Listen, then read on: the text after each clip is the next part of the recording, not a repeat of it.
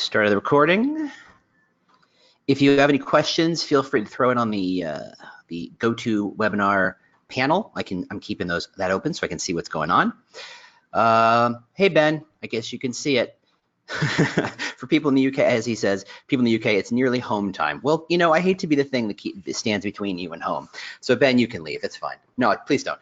All right, we're going to go ahead and get started. But like I said, go ahead and throw some questions in the question panel as we go. Feel free. There's no polls. This is pretty straightforward. This shouldn't take the whole hour. And thus, by saying so, I have jinxed us all. But let us get started. Thanks, everybody, for showing up to the Talent Calculus webinar. Couple of notes. No math. I think I promised that to most people. No math. No one should ever let me teach them math or talk about math or do math, or frankly, spelling math is a little beyond my comprehensions half the time. So no math, but there is kind of a way to break a lot of what we do down into components so we can see how they work together and really not just understand what we're doing, but help other people understand what we're doing so they can help us and we can do all that great work. So we're going to get started. Thanks everybody for joining us. So, and clicking, there we go. So I like to start all these presentations with a definition of an employer brand because regardless of where you are, employer brand is still a fairly vague concept. There's a lot of people who think they sort of know what it is, or they use that definition of I know it when I see it sort of thing. And that's really vague, and that's really hard to really talk about doing great work when we don't have a definition for what it is. So let's start with a very straightforward definition of an employer brand. Really simply, you take what every individual thinks it's like to work for you based on inputs and outputs, experiences, touch points, communication, what have you, put them together, and that's your employer brand. So you can see there's a lot of opportunity for individuals because those are the element here. Oh, says James, we cannot see the slides. Thank you, Stefan. Let me make sure I'm doing it right. Sharing. There we go. And thanks, Lana, you said the same thing. So there we go. You know, we're doing this like a community. You gotta love that. So because everybody missed it the first time, here's my pretty intro slide. I think it's very pretty. I like it. I didn't take that picture. Anyway, so an employer brand is that aggregate of an individual perceptions. That is, individuals like or dislike, engage or don't engage. They have their own personal set of predilections, motivations, drives, desires, all those good things. You know, they are the messiest things on earth, and yet they're what drives good work. So the thing is that ends up being a bird's nest. And so I stole this metaphor. I wish I could remember where I stole it from, but I think it's so accurate that I keep using it, but I keep trying to fake credit whoever it is who invented it because it wasn't me. But it's this idea that if an employer brand is like a bird's nest, or truly any brand is like a bird's nest. And a bird builds a bird's nest not by saying, I'm going to build a nest and it's going to be about 2 stories high, or it's going to be about a ranch, or it's going to be about whatever it is. There's no planning. It's simply an element of they look around and they look for things they can use to build a bird's nest. So if you're in the country, if you're on the plains area, you're going to use lots of grasses and straw. If you're in the woods, you're going to use sticks and twigs. If you're here in Chicago, you're going to use a lot of coffee stirrers and bits of plastic bag. And that's fine. And that's really how that's how people engage with employer brand. They look around, they get what is communicated to them, their experiences, whether that's experiences from a consumer nature, from a recruiting nature, all the different experiences under that brand form the bird's nest. So if you want to change the bird's nest, and let's be fair, chances are you are tasked with managing that bird's nest. You don't change the bird's nest by simply saying, hey bird, change the nest. What you do is you replace what's surrounding them. So if you're in Chicago and you don't want that nest to be made with coffee stirrers and cigarette butts, you remove as many of the coffee butts and cigarette butts and the coffee stirrers and what have you as possible, the plastic bags, and you replace it with twigs and grass and straw. And eventually the bird just starts using those materials to build that nest, and thus the bird's nests change, right? So there's no direct changing. There's no direct impact on the employer brand. What you really do is manage it once you establish some framing, okay?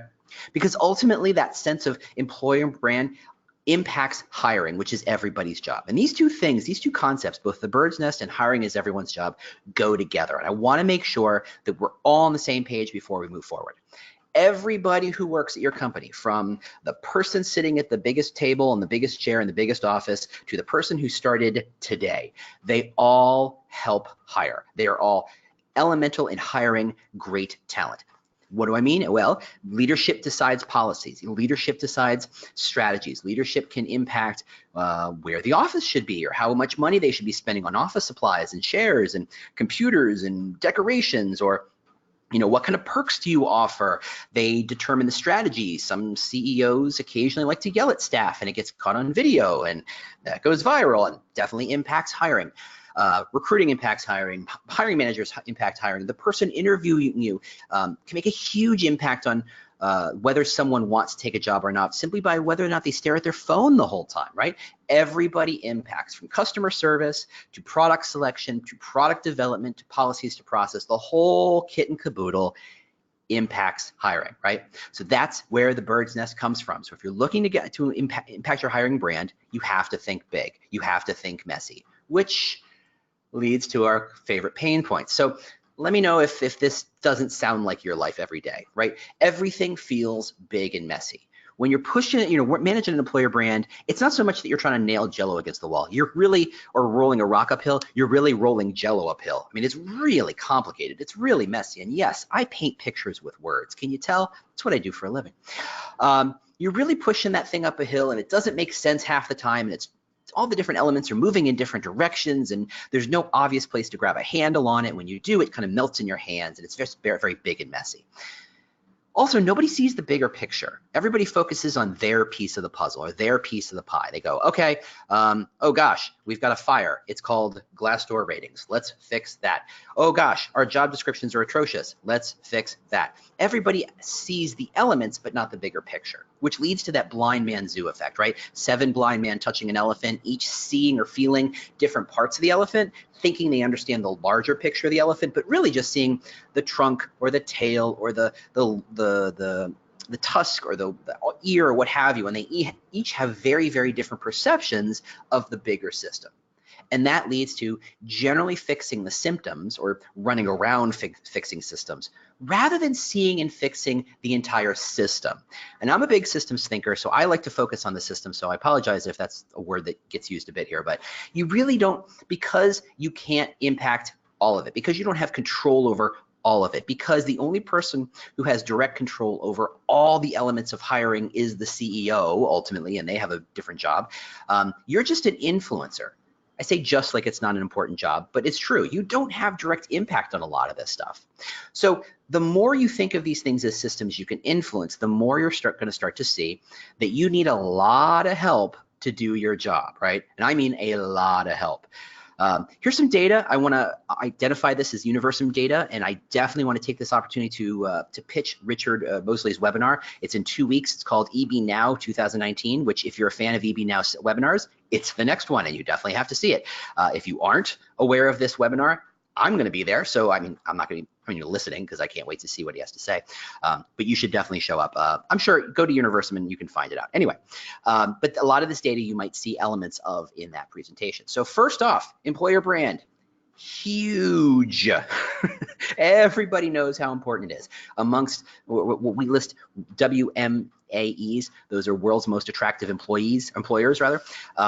89% of them listed as either one of or the top priority for their talent management, right? Everything starts with having a great and strong brand. It falls down a little bit as the companies get smaller per se. Less resources make this feel like a nice to do and not a must do. That's a separate webinar. We can talk about that separately. But you can see here that everybody prioritizes. It's not just the cool unicorn companies. It is accounting. It is banks. It is pharma. It is everybody who hires a lot of people knows the power of employer branding. And a lot of people have an impact on it, right? Think about everybody who shows up to your meetings, from talent acquisition to leadership, marketing, comms, hiring managers, recruiters, staff, anybody who shows up. They all have very different understandings or levels of comprehension of employer brand. You can see here just in the last 3 years, in some places, there have been huge skews. Props to marketing, from 53% to 76%. Way to go. Apparently, all of us kind of yelling at marketing saying it's different and you need to be aware of this has paid off. Corporate comms, big jump too. I'm going to assume that talent acquisitions dropping a point is some sort of statistical rounding error because that should keep going up. But really, and you can even see senior management, only 60%, and on a longitudinal scale, really get what employer branding is, right? And that may sound about right. You are in these meetings and everybody suggests ideas and suggests solutions to a individual element, to a symptom, to a problem, and not seeing the bigger picture. Melissa, I will definitely share a link to Richard's webinar down the road. Thank you. I'm reading questions as I go, right? So everybody has an impact on this. And if you think about it, everybody who shows up to your meetings, if they have different levels of understanding of what employer brand is, how in the heck can you get anything done? And that's probably your problem. Let's double down by then saying all the different elements and pieces you could be leveraging and accessing to make an impact. You can just see, and don't worry about the numbers per se, but just see all the different ways that other companies are thinking about their employer brand, the channels they use to promote their employer brand. Even if you don't use events, I mean, it's 22%, which is a slightly smaller slice, than you'd expect perhaps, but certainly those things have an impact. And even if you don't do them all, you're still doing a lot. And frankly, most of these can be broken down a lot of different ways. Just the social media one, which at 56 is way lower than it should be, you could break that down into at least 5 or 6 different social media channels, even if you don't include LinkedIn, Glassdoor, amongst those social media channels. Like sometimes I split those out. But anyway, look at all the different, this is how messy it is, really. Like all these different people, all these different channels, all these different levels of understanding what the job is, and there's no wonder your job is hard. So our job here today is to help you understand the employer brand and how you can help everybody get it. Everybody, how you get their part of what they can do to make an impact without diluting the brand. And I think the diluting part is key. If you just say, hey, everybody, you play a role, they're going to run off in different directions and get things real complicated real fast. So our job is to help you orchestrate and conduct like an orchestra, right? All the different pieces and elements to get people excited, to get people to work together, to work in the same direction and make a real impact. So let's start with this. Does this sound like you, right? You have a sense of your employer brand, and that could be anything from a deeply well-established, well-researched EVP with pillars and structures and proof points and talking points and, the whole kit and caboodle, right? The binder, right? To something a lot less structured. We're all about X, where our positioning is about Y.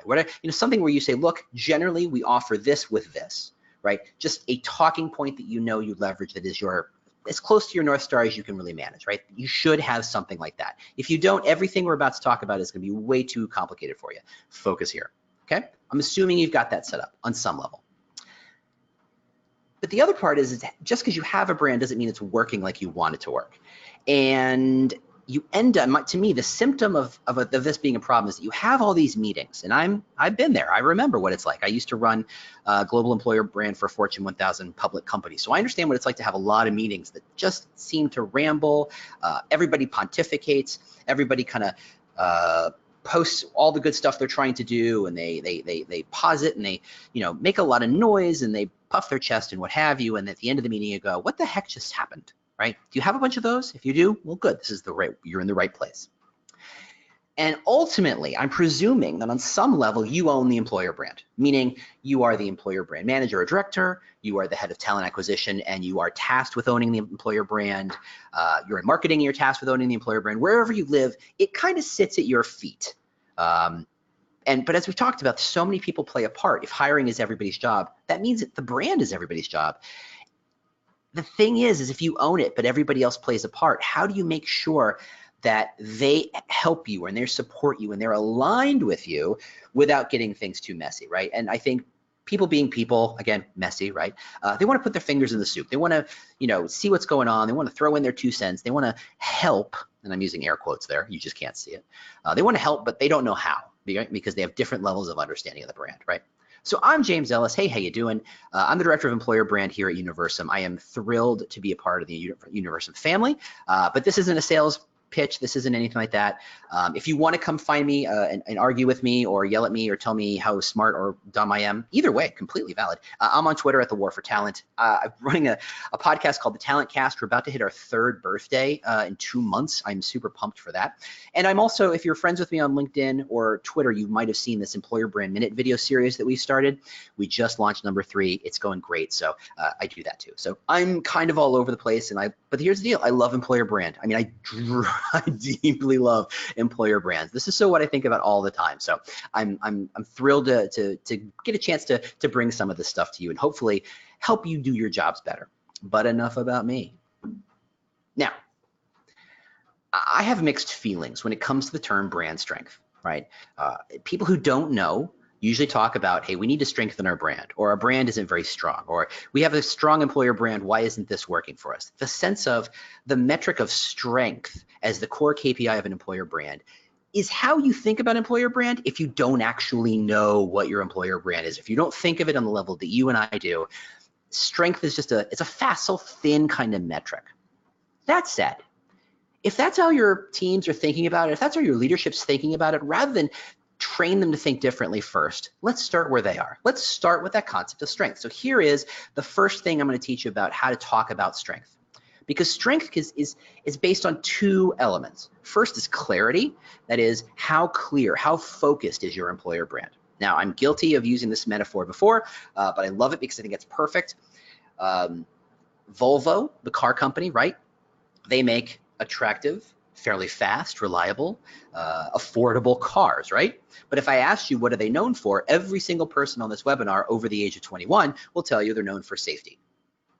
Why? Well, because that's is literally what every commercial, ad, talking point, dealer talking point, brochure, every communication point about the Volvo brand for so very long, decades in fact, was about safety. The fact that they're safe doesn't take away from the fact that they make a reliable, affordable, attractive, fast car, does it? No, of course not. It's a function of clarity. How clear are you about the thing that makes you different? In a world where everybody offers affordable, fast, attractive cars, the thing that made Volvo different was safety. Did that mean that a Ford or a Toyota wasn't safe? No, their brand was focused on something else. By Volvo focusing and being crystal clear on the concept of safety, they positioned themselves away from those other companies. It wasn't about, do I choose a Toyota or a Nissan? It wasn't about, do I choose a Ford or a Chevrolet? Because those things are almost apples to apples. They tried to say, let's differentiate. Let's change the conversation to be about safety. And they did an amazing job with that. The other element is reach, and that's probably the most obvious one, right? The number of people who get what your brand is all about. Now, if your reach is pretty much centered on the recruiters, that's a problem.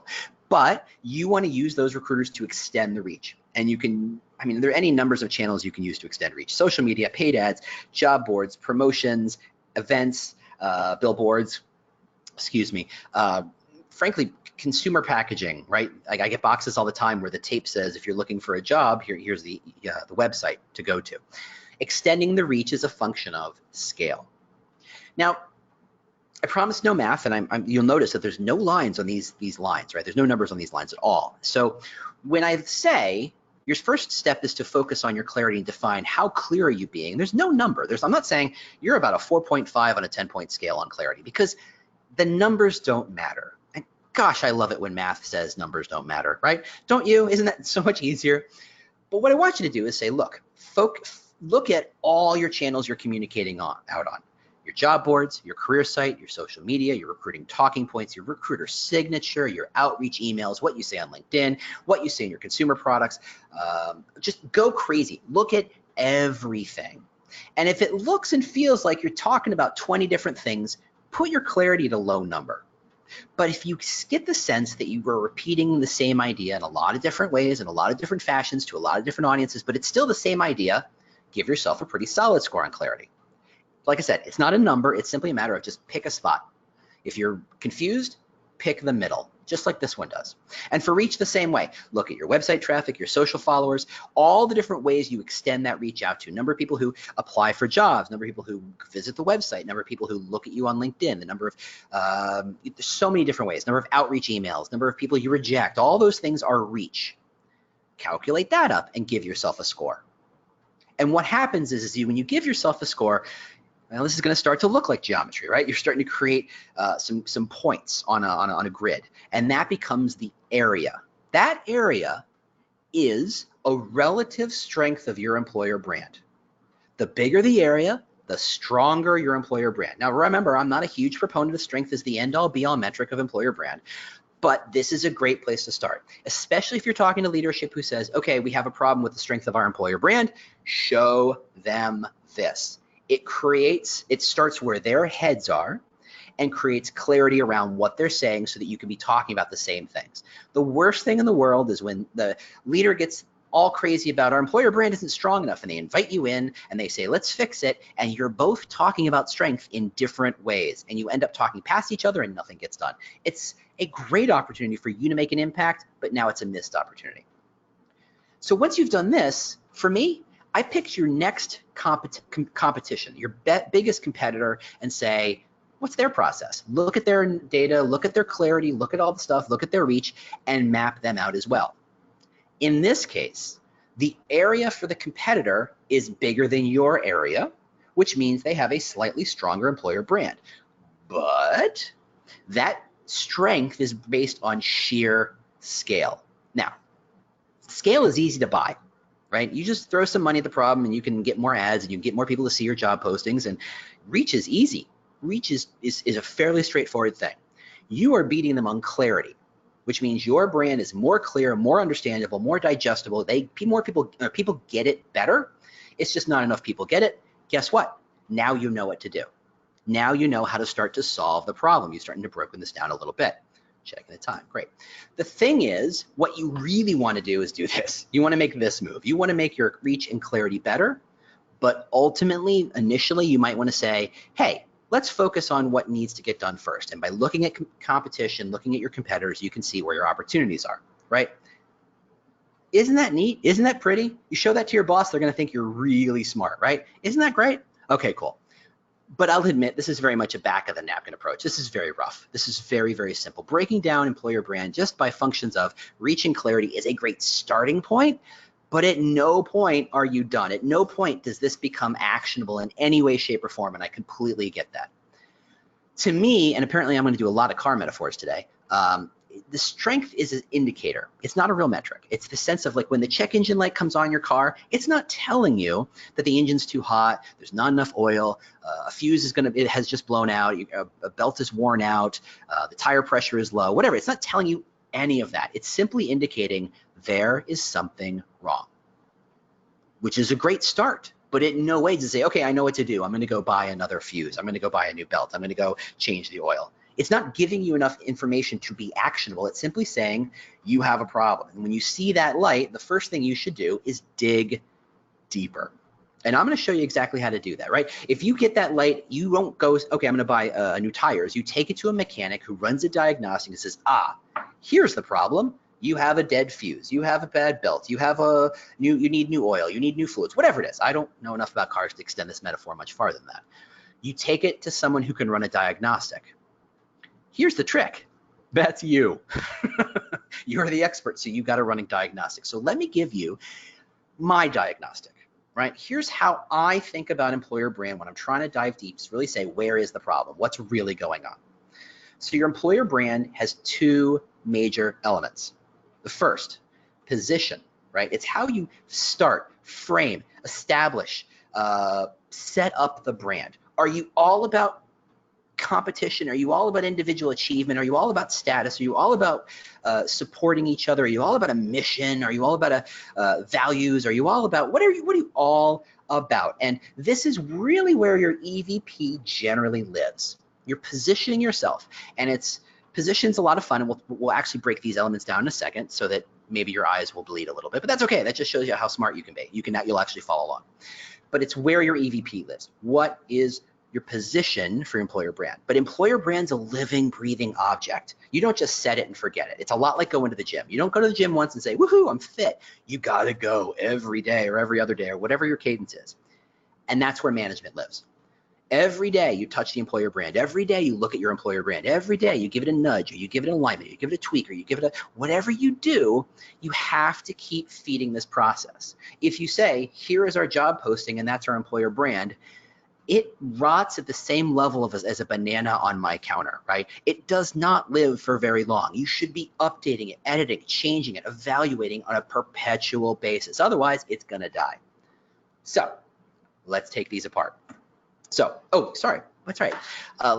You can actually express this in a very simple way, i.e. English.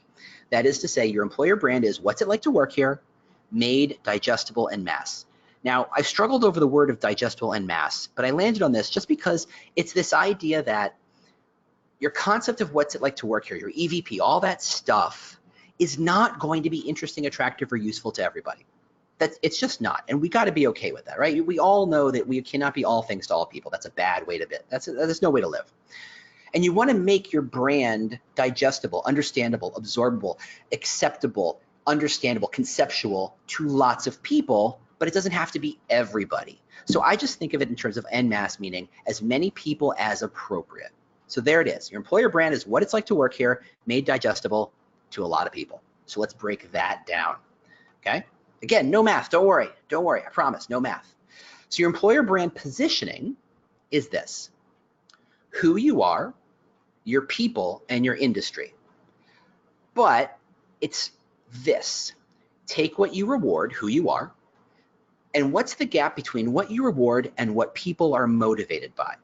So if you are rewarding individual achievement, hey, you met your quota, you're getting a bonus. Hey, you met 110% of quota, you're getting a reward. Hey, you invented a product that sold more than we thought it would, you're getting a raise, you're getting a promotion, you're getting the kudos, you're getting the attaboy, attagirl from the CEO on the stage at the all hands, whatever it is, whatever is the thing you're rewarding, right? Compare that to what people want to be rewarded for. Now, not everybody's the same. I really hope I'm not the person who has to explain that to you, right? This can't be the first time you said that. Yeah, it's really about, some people are motivated by individual achievement. And if you reward individual achievement, you have no gap. You have great alignment. If you're a law firm and you're a partner-driven law firm, your individual motivation should probably be individual achievement. It should be performance. Should be, let me show you how great I am. There are not a lot of shy, supportive, collaborative people in your average partner-driven law firm. It's just not how it is, right?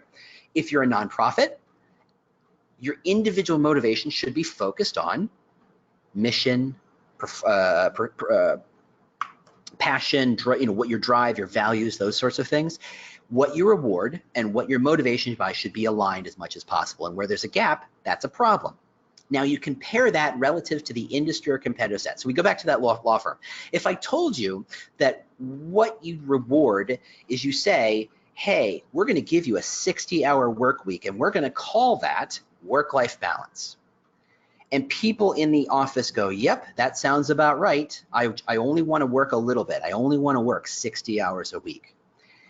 In, I don't know, customer service industry, that might be seen as ludicrous. In the electricians industry, that might be seen as ludicrous. In the, I don't know, consulting brand, I don't know, might be seen as ludicrous. In the lawyer field, it might be seen as dead on. And that's a space where people are expected to work 60 at least, but a lot of people work 70 and 80-hour work weeks. So everything is a function of the industry or competitive set. That's a lot of words. So let me put it a different way. The candidate is choosing the company based on how well it supports what already drives them relative to their options. So if you're a lawyer, you're in the legal industry. You're not going to suddenly compete against nurses. You're not going to suddenly compete against developers. You're not going to suddenly compete against writers. You're a lawyer. Your industry is legal. That's your options, right? So that's how you position the brand, right? There's a lot of ways you can unpack this, but I'm going to leave it right here for now because I think understanding what you reward and your individual motivations in that gap is key relative to the industry. So let's move on to the next slide. This is how you extend the brand. This is brand management. And this looks like a lot of math, but again, no math, calm down, it's okay. So we start with, what do you do? What's your industry? What do you build? What do you make? How do you do it? What is your culture? How do you go about doing things? How do you go about making decisions? How do you work together individually as teams, et cetera, et cetera? And why do you do it? Why do you do what you do? That's your mission, that's your purpose, that's your values. Why? What, how, why? That is why you exist, what your brand's all about, what your company does, why your company exists, what's it like to work there. That's answering that question right there.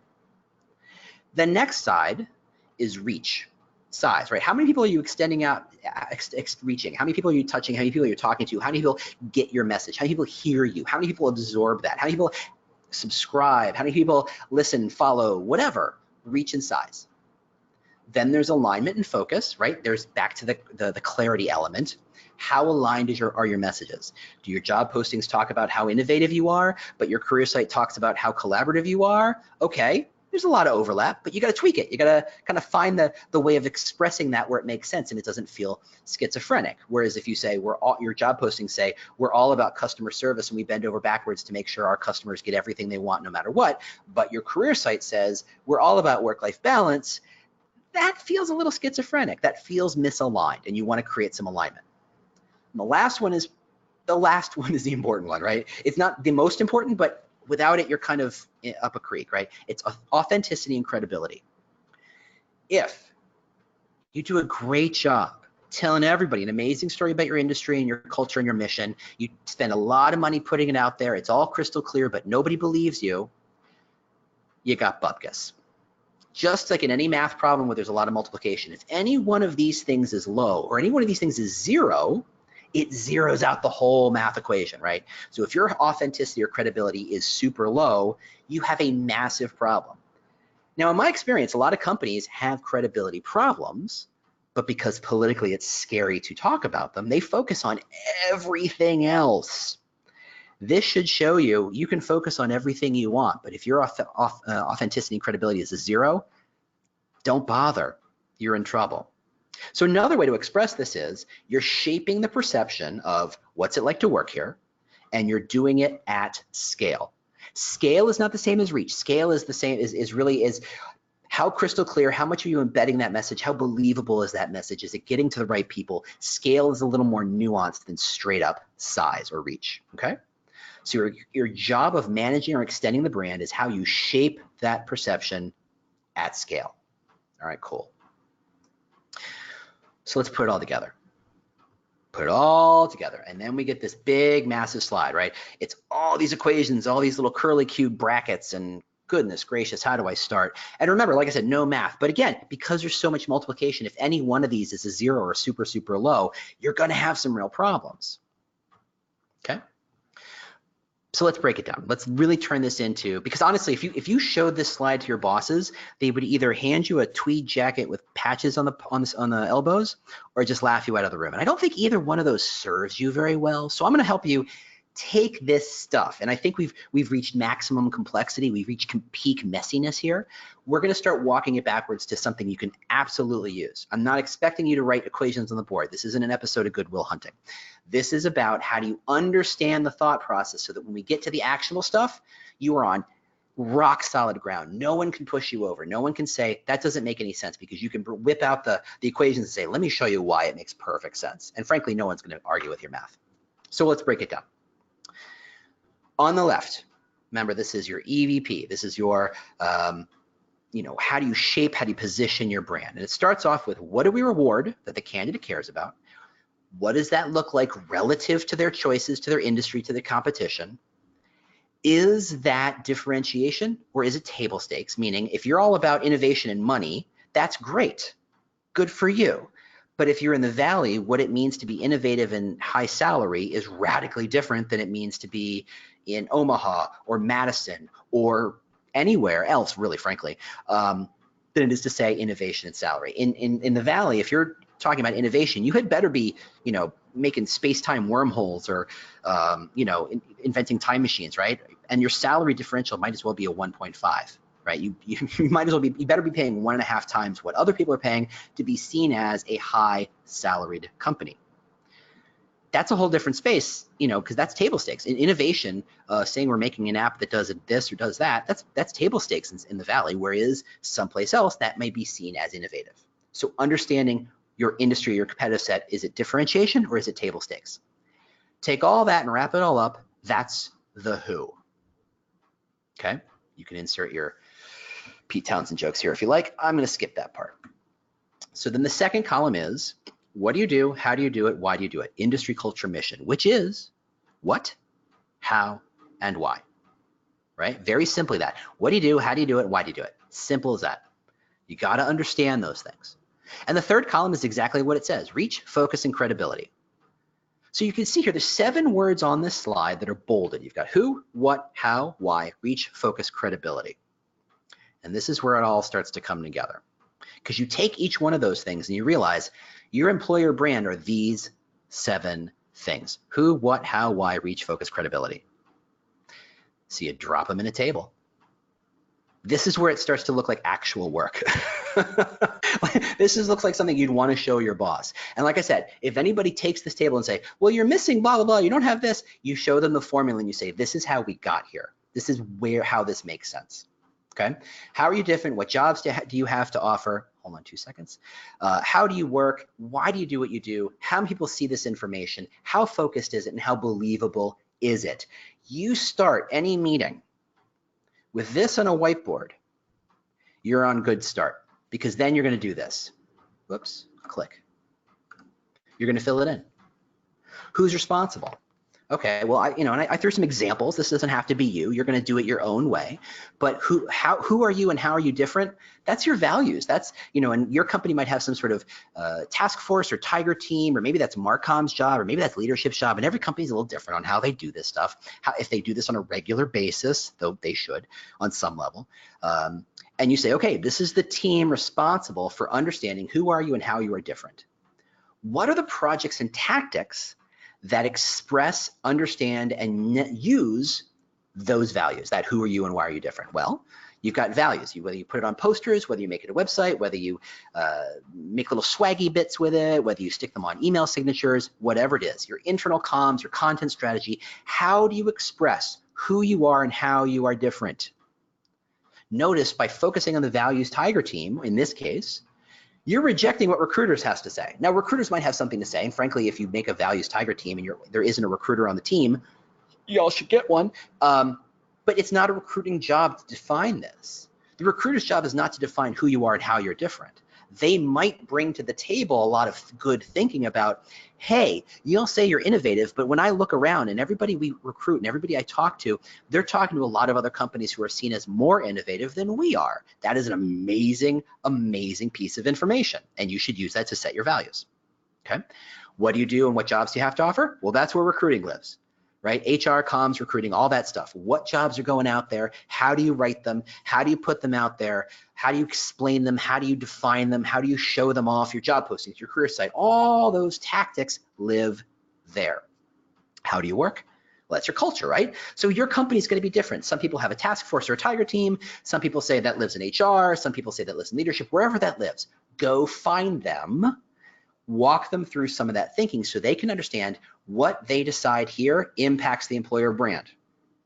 And those things can be, do you ask for reviews? How do you respond to reviews? What is your content strategy around it? What are your HR policies? And I'm not pointing fingers at this. So here's a great one. I just want to circle this. So many companies spend a lot of time and effort not cajoling is the wrong word, talking about how great they were and how much they loved National Women's History Month or what have you. But then their HR policy was that maternity leave was the bare minimum. Well, your HR policies dictate what you can talk about. It dictates your culture. It dictates what you're allowed to say. Those things are interlocked. So having an understanding of how the policies impact the employer brand, super helpful, super crucial. Next, why do you do what you do? You're gonna need some sort of executive ownership there. Right? Why does this business exist? What is the change this business is trying to make in the world, to quote Seth Godin, right? Because that's the stuff, the why feeds the mission sense of it. And even if your employer brand is not what you'd call mission driven, right? You make widgets, you make great boxes, you just make great boxes because you love boxes. Okay, but you're gonna need a sense of mission. And that mission might be internal, mission might be external. Why do you do what you do? To make the best box, make the best darn box you ever did box. Or because in this community, we needed jobs and this is the thing we all can do and we all get behind this business. Whatever it is, why do you do what you do? Reach, how do people see us? Here's an interesting level of overlap between recruitment, marketing, and then of course everybody's favorite, recruitment marketing, which is a hybrid. How do you put those messages out? How are you talking about social? When do you buy ads? How do you promote events? How do you promote ads on job boards? All those things, support the reach of it. Clarity, how well is it focused? Well, sorry, but I think that's your job. I think you're going to have to be tasked, and I mean, you might differ, you might find somebody else, but I think this is where I'd start. You should be doing periodic and perpetual reviews of all the materials going out.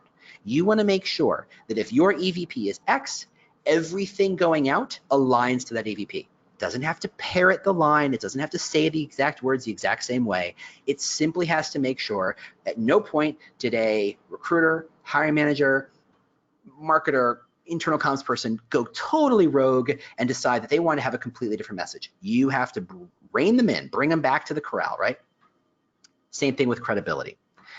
And this is where our job gets tough because, like I said, politically, credibility is where a lot of companies fall short. Not everybody, certainly. I've been in plenty of companies where they have great credibility, but in companies where review scores are falling, morale is falling, their internal pulse surveys are falling. There's a sense of, you've all heard that phrase, frog in a pot of water, right? Where if you drop a frog in a boiling pot of water, the frog goes, "Ash, that's hot," in some sort of froggy language, and immediately jumps out.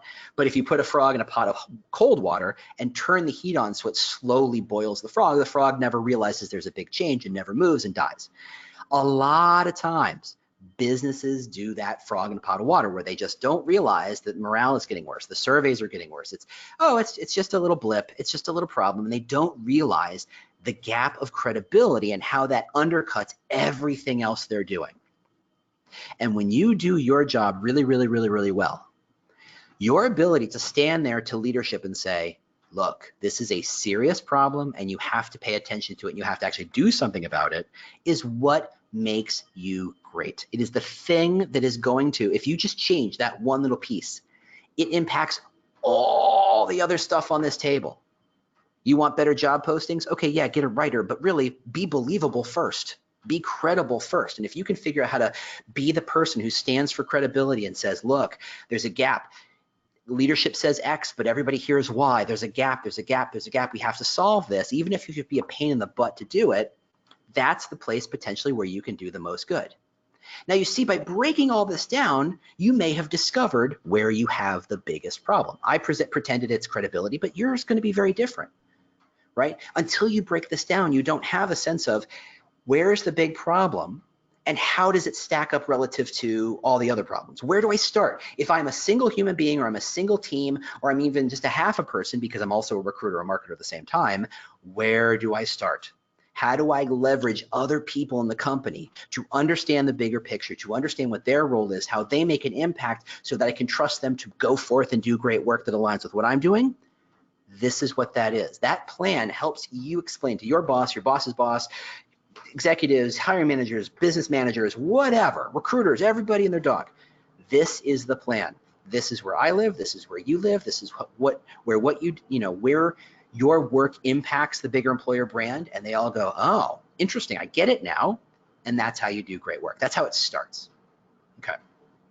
Whoops, I hit the wrong button because I just did. So that's how this all ties up. At the end of my big slides, but I'm going to answer some questions as soon as I can open up that other thing. But ultimately, this is about how you show everybody how incredibly big and complex employer brand is, because it is, and how they can help, how they can play a role without getting in the way and getting underfoot and becoming a nuisance and becoming problematic, how they can do their work. You know, if this was the military, you have a chain of command, you have a hierarchy, the person with the higher seniority or the highest rank tells the person below them what to do and they just expect to do it. You don't have that benefit. You do not have the element of rank. Even if you're a director, you still don't have the element of rank because you're talking to executives and senior directors and vice presidents and all sorts of other people and people outside your team, and they can easily ignore you. But the better you can explain how this all works and where their place is in it, the more likely they are to play a big role. All right. Whoop. There we go. One more slide. Okay, so I got a freebie for you. I'll find there's obviously an email that's going to go out that's going to have the slides, and I'll make sure we have a link to Richard's EB Now webinar that's coming up in 2 weeks. One other thing I do this weekly digest of employer brand headlines to keep people like you sharp. It's just, hey, here's 5 articles that have been going out. This is the good stuff. It's not the dreck. No sales, no spam, no nothing, but it's just about here's a way to sound smarter. If you just email me, there's the email address. I'll sign you up. I'll send you the link and you can sign up all you want. It's a weekly thing. It's every Monday morning. It's just a nice way to start the week. Otherwise, I'm going to start looking. Oh, yeah. While I have you, before I get to the questions. Yes, headlines. Yes, Richard's EB Now. And also, our awards show is in September at the Flatiron Room in New York City. If you'd like more information, again, email me. I'm james.ellis@universum global.com. I'm on Twitter, all those other places. Feel free to find me wherever you want to find me. Find me on LinkedIn. I'm very easy to find on LinkedIn. Happy to answer questions. Happy to send you the invitation if it seems appropriate. All right. That's what I have. So let me look at the questions. Let's go back to the questions. And there were a couple. Fantastic. Okay, Nicole asks, how are the WMAEs identified? Right, that was very early on the deck. Let's jump back to it.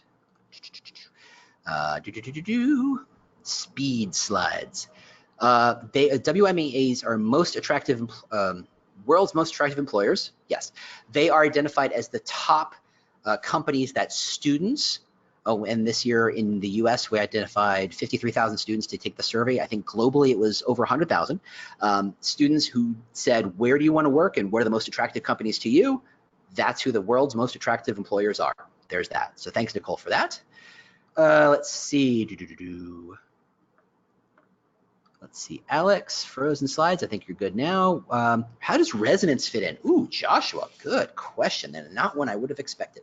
So the question is, where does resonance fit in? Clear and far-reaching could still not resonate with the audience. And that, okay, that's a great question, and that's a, let's call it a difference of language and vernacular. So let's get into resonance. So if we go into this part of the formula, yes, there is alignment and credibility, and what this part focuses on is what you can control. Yes, there's a whole element of this formula that is about how well adopted, how well does the individual take this information. And because you can't control it, I didn't embed it in. If I said, how well does this resonate? Okay, let me ask this question.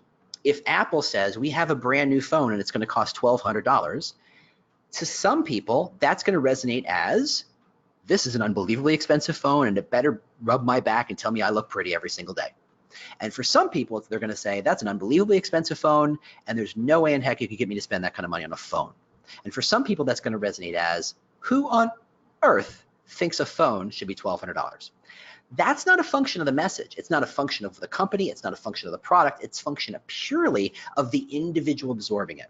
So the best you can do is be crystal clear as to why that $1,200 phone is $1,200 and why it makes the most sense, and let the recipient make their own decision. You can't convince everybody to jump in. You can't convince everybody to understand that your brand's the best, but you can do your best to be as clear about it so they can make their own informed decision as possible. So great question, Joshua. Thank you.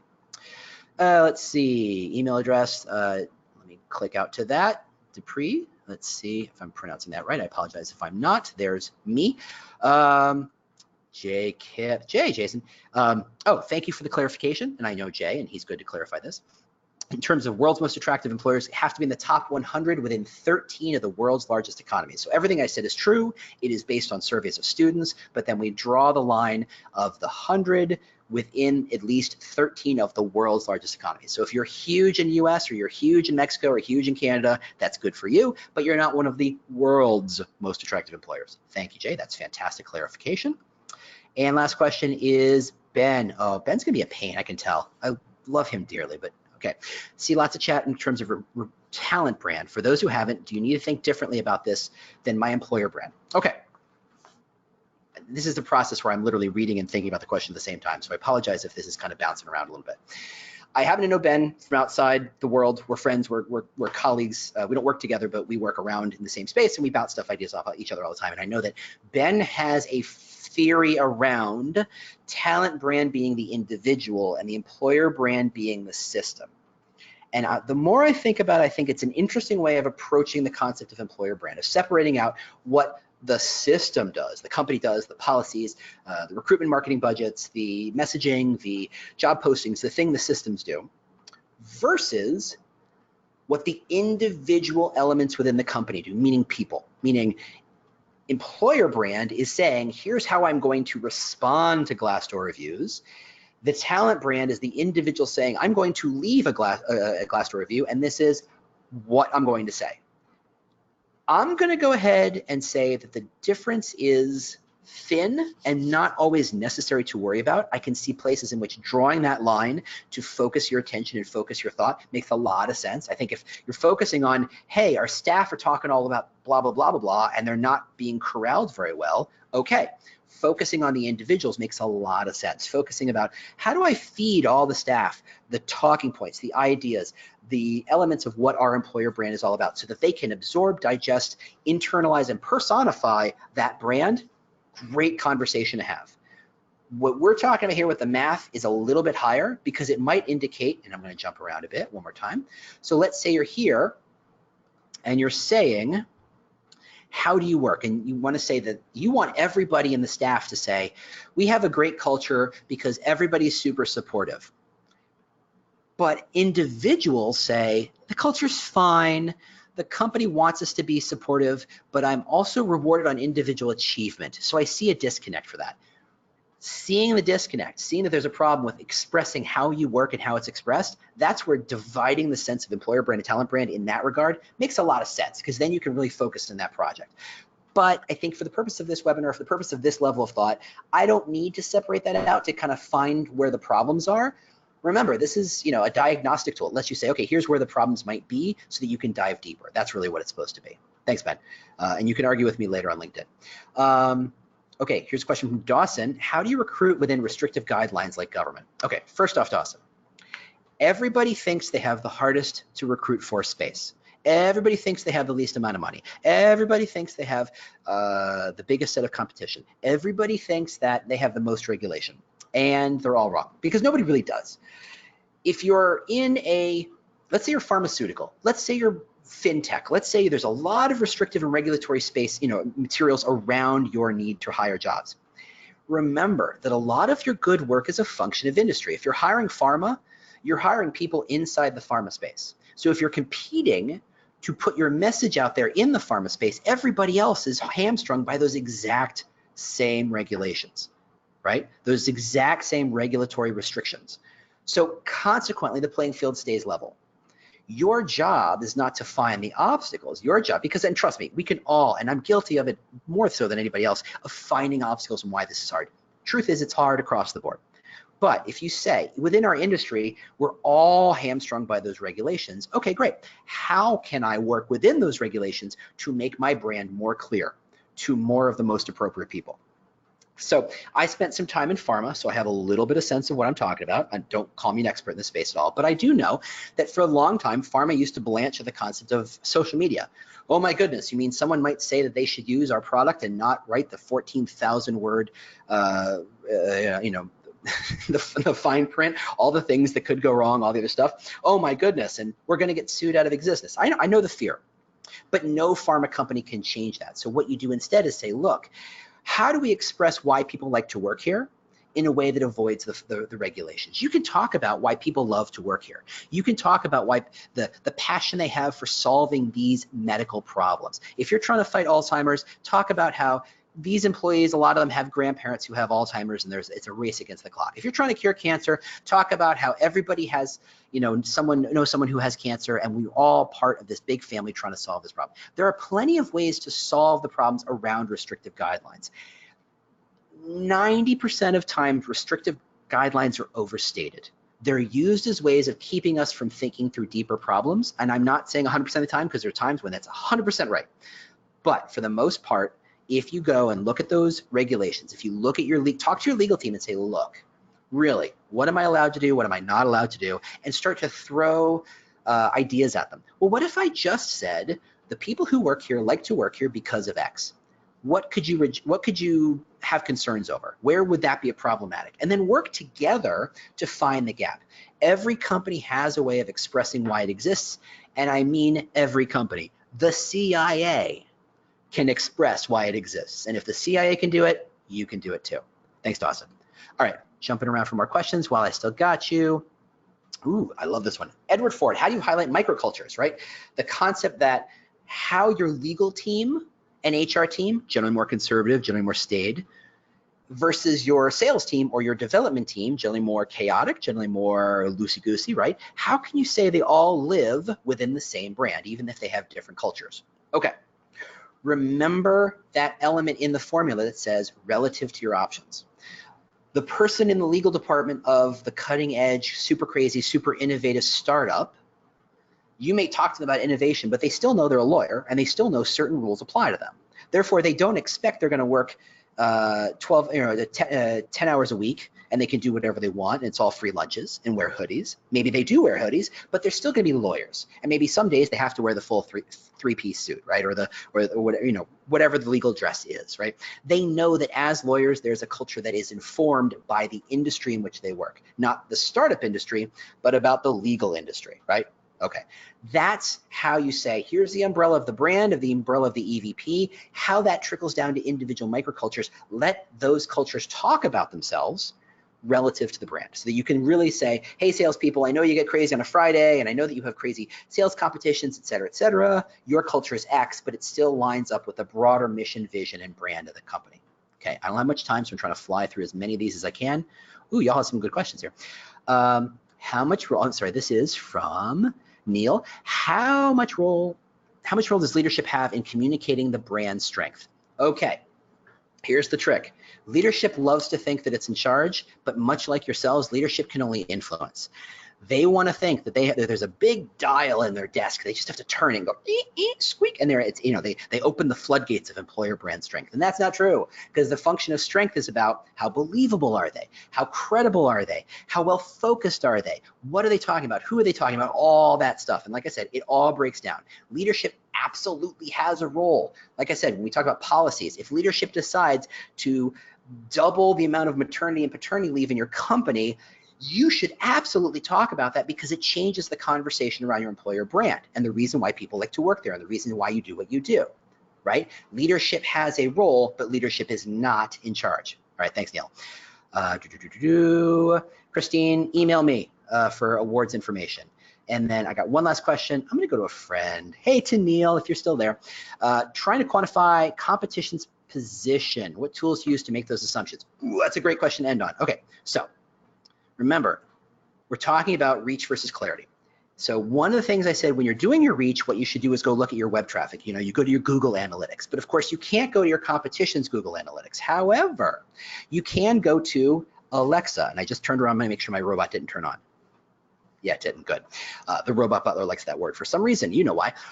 Alexa actually does measure traffic from the outside. It's not good on real numbers. It's all relative numbers. So if you know in your Google Analytics traffic that you get 1,000 visits a day and that system says you get 500, it's wrong. However, if it says your competitor is getting 10,000, you know there's a huge gap in your traffic relative to your competitors. Your competitor has a lot more traffic than you do. Go look at your Facebook followers. Go look at LinkedIn followers. LinkedIn followers is a big one. I think that's the most accurate in terms of understanding relative reach. Go to Google for Jobs and type in your job. See where you rank relative to there in terms of the search results, right? If you type in project manager, a job that both companies have, and they are on the 3rd slot and you're on the 30th slot, you got a reach problem, right? So those are the initial tools I would reach for. Also look for, if you want to get crazy, look at your Facebook channels, not just number of followers, but also how many people are responding, how many people are engaging with that. Those are some tools I would use to kind of react with that. All right, that is all the time I got for anybody who's still here. Thank you so much for listening. Let me give you that email address in case you want to ping me. I happily answer any questions you have using this email address. I'll happily give you the information for the webinar, for the awards, and for the headlines. So email me. Thank you so much for being a part of this. I'm so glad you could be here. I'm so glad you could, ask great questions, and I'm happy to, keep answering as we go. Thanks so much. I'll talk to y'all later. Bye.